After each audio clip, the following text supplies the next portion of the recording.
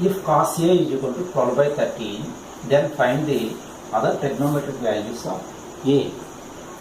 Here cos A is equal to 12 by 13.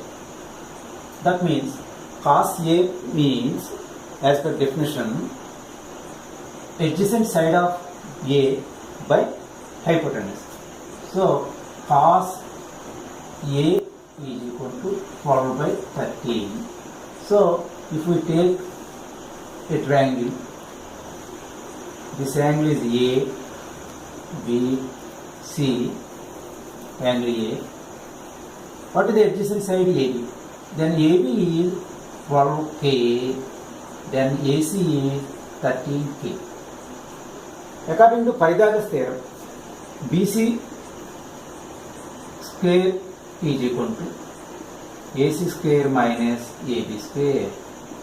That is equal to 13K square minus 12K square. That is equal to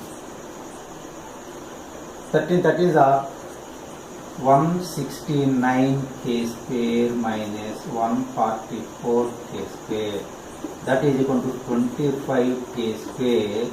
So BC is equal to root 25K square is equal to 5K. So BC is equal to 5K. Then we can easily write, then cos A is equal to 12 by 13. Then sin A is equal to opposite side of A, 5K by hypotenuse 5 by 13. Tan A is equal to opposite side of A by adjacent side of A, that is equal to 5 by 12. Then cosecant A is equal to reciprocal of sin A, that is equal to 13 by 5. Secant A is equal to reciprocal of cos A, that is equal to 13 by 12. Cot A is equal to reciprocal of tan A, 12 by 5. Okay.